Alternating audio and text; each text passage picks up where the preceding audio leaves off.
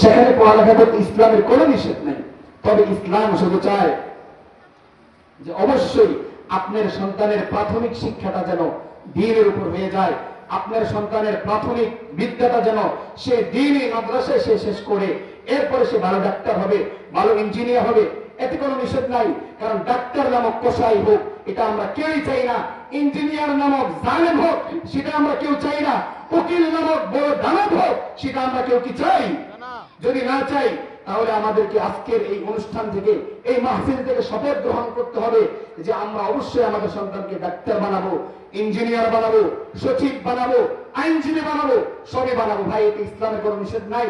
বাংলাদেশের প্রথম প্রধানমন্ত্রী তাজউদ্দিন আহমেদ হাফিজে কোরআন ছিলেন। তুরস্কের প্রেসিডেন্ট, বর্তমানে সবচেয়ে প্রতাপশালী প্রেসিডেন্ট রজব তাইয়িপ এরদোগান হাফিজে কোরআন। পাকিস্তানের বিশিষ্ট নিউরোলজিস্ট আফিয়া সিদ্দিকা হাফিজে কোরআন।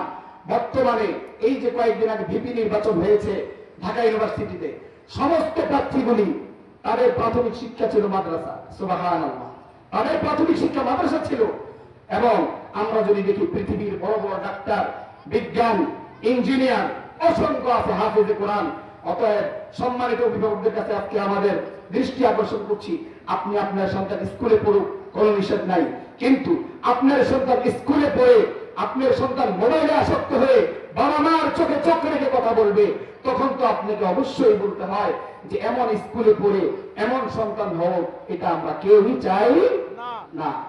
অতএব সম্মানিত উপস্থিতি, আমরা সচেতন হয়ে যাই। ভর্তির মৌসুম চলতেছে, এই যা 2 মাস বাকি আছে, আমাদের সন্তানকে আমরা কোথায় পড়াবো আমরা এখন থেকেই নির্ধারণ করি। আমরা সবাই, আমি আমার সন্তানকে মাদ্রাসায় দিব এটা না, আমি আমার নাতিকে দিব না, আমি তো দিবই দিব। আমার যারা আরো প্রতিবেশী আছে, আমার যারা দূরবর্তী আত্মীয় স্বজন আছে, তাদেরকেও বলি যে আমার আপনাদের সন্তানরা ডাক্তার হোক, ইঞ্জিনিয়ার হোক, সচিব হবে এবং হোক, কিন্তু তার প্রাথমিক শিক্ষাটা যেন দ্বীনি আইনের উপর হয়। তাহলে আশা করি আপনাকে দুনিয়াতেও সে মুক্তি দিবে।